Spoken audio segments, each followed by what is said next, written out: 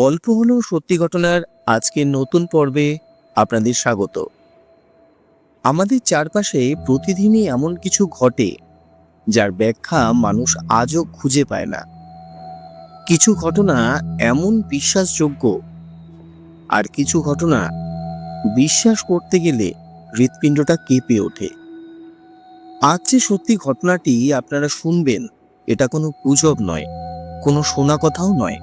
এটা আমার এক ঘনিষ্ঠ আত্মীয়ের নিজের অভিজ্ঞতা, যে অভিজ্ঞতা আজও সে ভুলতে পারে না। তাই শুরু থেকে শেষ পর্যন্ত মনোযোগ দিয়ে শুনুন, কারণ এর প্রতিটি মুহূর্ত আপনাকে শিহরিত করে তুলবে।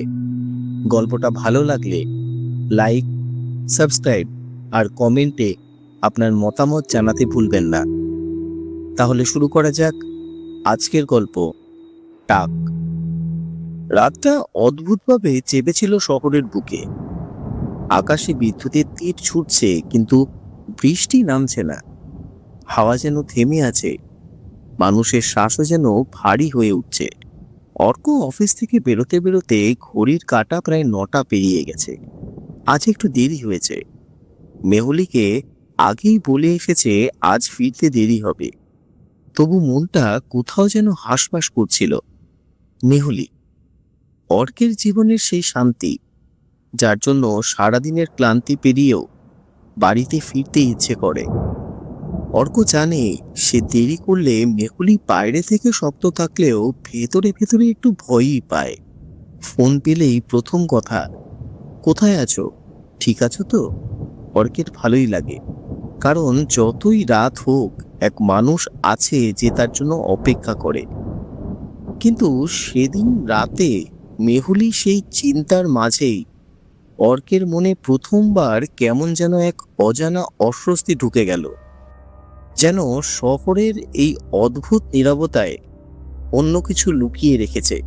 কাজের চাপে রেইনকোট আনতে ভুলে গেছে অর্ক। রোজ এই রাস্তা দিয়ে বাড়ি ফেরে, কিন্তু সেদিন রাতটা যেন অজানা কিছু নিয়ে দাঁড়িয়েছিল।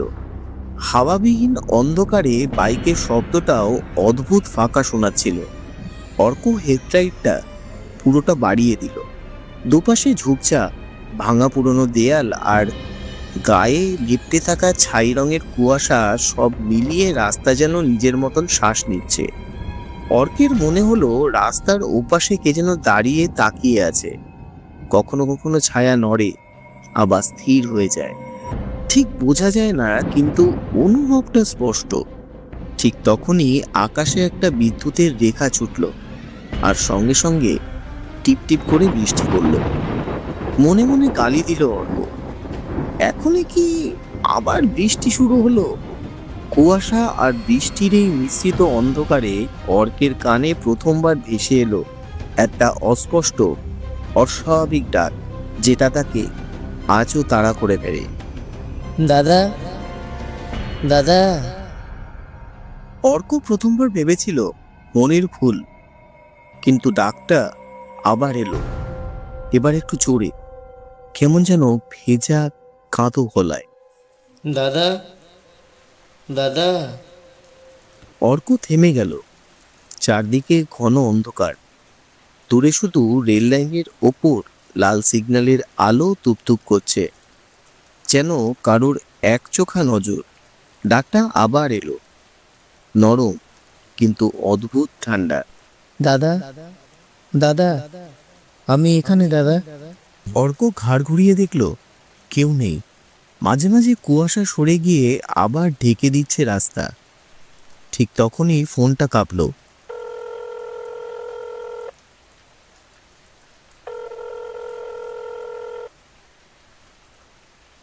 মেহুলি ফোন করেছে। ও বলল, হ্যালো, তুমি কোথায় বলো তো? এখনো ফিরলে না? আমার চিন্তা হচ্ছে তো। অর্ক চাপা গলায় বলল, আমি আসছি, তুমি।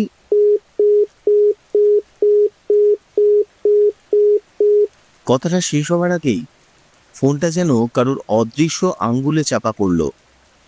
ঝুপ করে নিভে গেল স্ক্রিন, কালো হয়ে গেল চারপাশ। অর্ক স্থির হয়ে রইল এক মুহূর্ত। তার বুকের ভেতরটা কেমন হালকা কেঁপে উঠল। ব্যাটারি ফুরোলে ফোন এমন আচরণ করে ঠিকই, কিন্তু এই নিস্তব্ধ রাতে, এই অব্যক্ত টান টান মুহূর্তে বিষয়টা মোটেই স্বাভাবিক মনে হলো না তার। এক নিমেষে তার মাথায় শুধু একটাই কথা ঠকঠক করতে লাগলো, আজকের রাতটা ভালো যাচ্ছে না।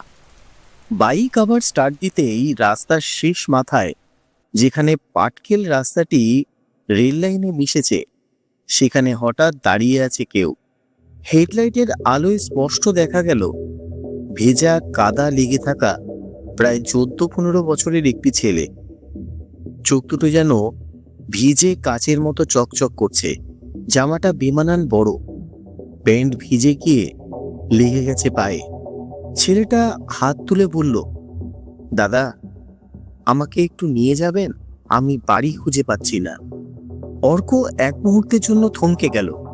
হাওয়াহীন রাতে, কুয়াশা ঢাকা রাস্তায়, এমন সময় সেখানে দাঁড়িয়ে আছে একটা বাচ্চা।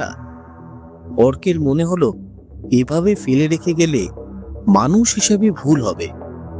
যা হওয়ার হবে দেখা যাবে, আগে ছেলেটাকে সাহায্য করা যাক। তাই অর্ক বেশি দেরি না করে ছেলেটাকে সম্মতি দিল। অর্ক বলল, ওঠো ওঠো, কোথায় বাড়ি? ছেলেটা ধীর স্থির ভাবে পিছনে বসলো, কিন্তু অর্ক তখনও জানতো না সে ঠিক এই মুহূর্তে একটা এমন ছায়াকে বাইকে তুলে নিচ্ছে যার আর বাড়ি বলে কিছু নেই। অর্ক বাইক চালাতে চালাতে জিজ্ঞেসে করলো, এই, তোমার বাড়ি কোন দিকে, কোন গলিতে? কোনো উত্তর নেই। অর্ক আবার জিজ্ঞাসা করলো, তবুও কোনো শব্দ নেই। এমন সময় একটা কটু পচা গন্ধ নাকে এলো। হাওয়ার মতো ভেসে এলো কাদা আর রক্ত মাখানো এক অদ্ভুত কাঁচা গন্ধ, যেন বহুদিনের পচন, ভেজা মাটির ভেতর শুকিয়ে থাকা কোনো অচেনা দাগ। অর্কের বুকের ভেতর অস্বস্তির একটা ঠান্ডা রেখা নামল। মেরুদণ্ড বেয়ে কাঁপুনির মতো কিছু বয়ে গেল। সে ধীরে, খুব ধীরে মাথা ঘোরাতে লাগলো। পিছনে কি আছে তা বোঝাতেই এক অদ্ভুত ভয় তাকে চেপে ধরল। হেলমেটের আলো কাদামাটির ওপর একটু ছড়িয়ে পড়েছে, আর সেই আলোর ফাঁকে বৃষ্টির সব ফোঁটা যেন রূপোর মতো ঝিকমিক করে উঠল। কিন্তু স্বচ্ছতার ভেতরেও যেন কোথাও লুকিয়েছিল এক অদ্ভুত অন্ধকার। খুব পিছনে তাকাতেই তার শরীর হিম হয়ে গেল। পেছনে সিট পুরোটাই খালি, কিন্তু সিটের চামড়া ঠান্ডা ভেজা দাগ দেখা যাচ্ছে, যেন কেউ ঠিক এইমাত্রই বসেছিল, তারপর নিঃশব্দে উঠে মিলিয়ে গেছে অন্ধকারে। অর্কের গলার ভেতর টুকটুক শব্দ শুনতে পেল। সে মনে মনে ভাবল, আমি কি পাগল হয়ে যাচ্ছি? বাইক পুরো থামাতেই সুযোগ পেল না অর্ক। স্টার্ট দিতেই হেডলাইট টক করে চলে উঠল, আর আলো পড়তেই ঠিক সামনে দাঁড়িয়ে সেই ছেলেটি। কিন্তু সে আর মানুষ নয়।